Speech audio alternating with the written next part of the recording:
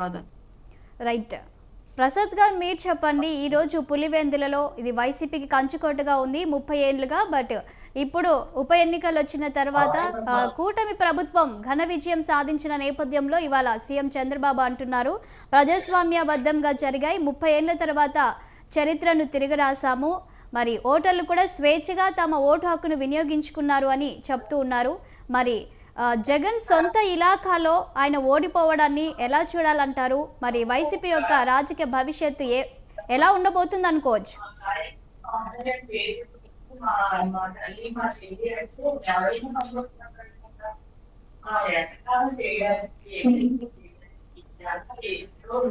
Unmute చేయండి ప్రసాద్ గారు.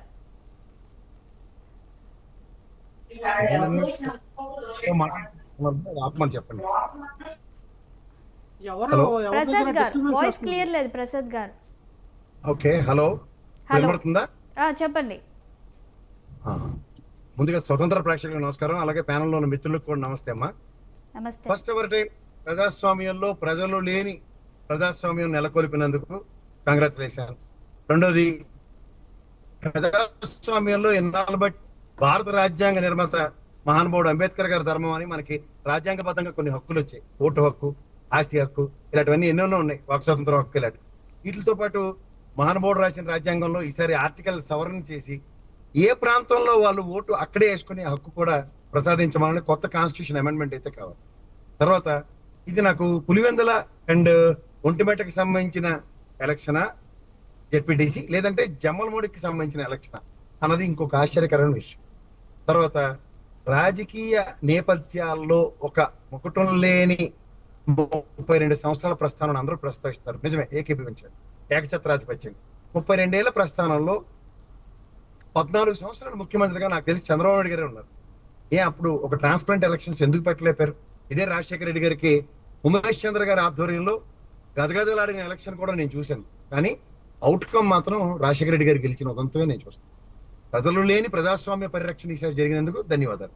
తర్వాత ప్రాంత ప్రజలు ఓటేయని దగ్గర ప్రజాస్వామ్య విలువలు పరిరక్షిస్తూ పోలీస్ వ్యవస్థ అలాగే ఎలక్షన్ కమిషన్ కూడా స్వచ్ఛందంగా ఔదార్యం చాటుకుని రూలింగ్ పార్టీ పట్ల మన్ననలు ప్రదర్శించిన తీరుతనులు ఒక ప్రజాస్వామ్యవాదిగా ఇవాళ ప్రజాస్వామ్యానికే విఘాతం కలిగే దగ్గర ఇవాళ నాకు తెలిసి ఒంటిమెట్లోనూ పులివెందులను 11 ఓట్లే రావాలి.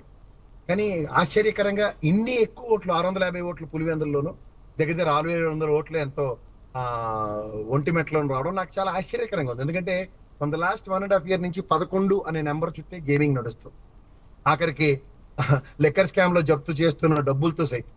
సో ఇవన్నీ ఒక ఎత్తి అయితే ఇవాళ ప్రజాస్వామ్యం ఏ విధంగా అపహాస్యం చేయబడిందంటే కంచే చేను మేస్తే తర్వాత రక్షించేవాడే భక్షకుడు అన్న సామెతకి నాకు తెలిసి ఫస్ట్ క్లాస్ మేజిస్ట్రేట్ గారు గౌరవ కలెక్టర్ గారు ఆధ్వర్యంలో ఈఆర్ఓ కూడా ఆయన ఎలక్షన్ ఆఫీసర్ గా కూడా ఆయన ఆధ్వర్యంలో నిర్వర్తించే దగ్గర అక్కడ జరుగుతున్న ఎలక్షన్ లో స్థానికేతరులు ఈ విధంగా ఓటు హక్కును వినియోగించుకుని జమ్మలమడుగు నుంచి వచ్చిన వాళ్ళు, ఇల్లెందు నుంచి వచ్చిన వాళ్ళు వేసిన ఓట్లకి ఈ రోజు కమ్మింగ్ మెజారిటీలు వచ్చినందుకు ఆ ఊరు ప్రజలు మొత్తం ఎవరి చేతి మీద ఇంకు చుక్క కనుక కనబడితే ఖచ్చితంగా మేము ఓటమినో గెలుపునో యాక్సెప్ట్ చేయొచ్చు.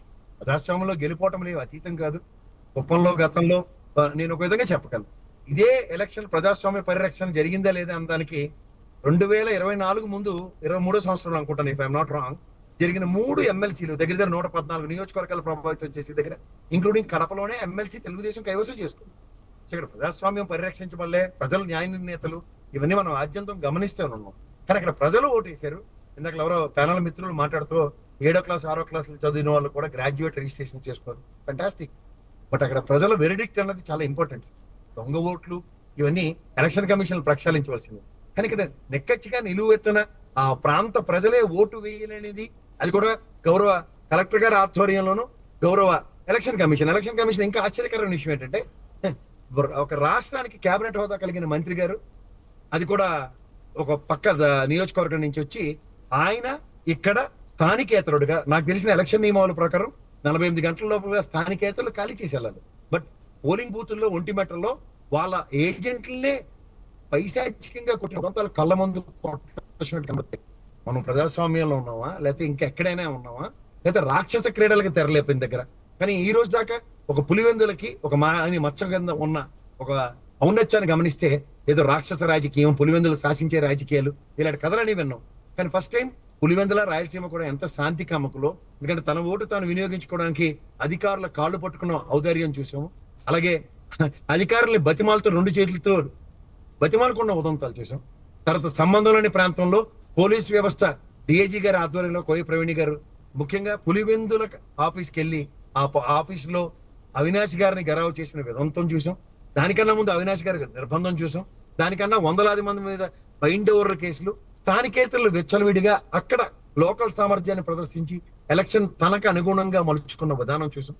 అలాగే ఒంటిమిట్ట కనుక ఆద్యంతం గమనించగలిగితే 20 సంవత్సరాల ట్రాక్ రికార్డులో తెలుగుదేశంకి వచ్చిన మెజారిటీలు ఎంత ఒక్కసారి ఆత్మ పరిశీలన ప్రక్షాళన చేసుకుంటే మరి ఏదో మొగటులేని మహారాజుల కుటుంబాలకు సంబంధించిన రాజశేఖర రెడ్డి గారిది పులివెందులు అనుకోవచ్చు.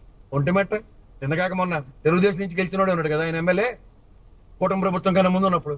తర్వాత ఆయనే కదా జంపు జిల్లాని వైఎస్ఆర్సీపీకి వచ్చి గెలిచి, ఇవన్నీ గమనిస్తూనే ఉన్నాం కదా. గెలుపు ఓటములు పార్టీలకు అతీతంగా వ్యక్తుల చుట్టూ జరుగుతున్న రాజకీయ దానకాండలో ప్రజాస్వామ్యాన్ని పరిహాసం చేసిన ఒక ఎలక్షన్ కింద అభివర్ణించవచ్చు.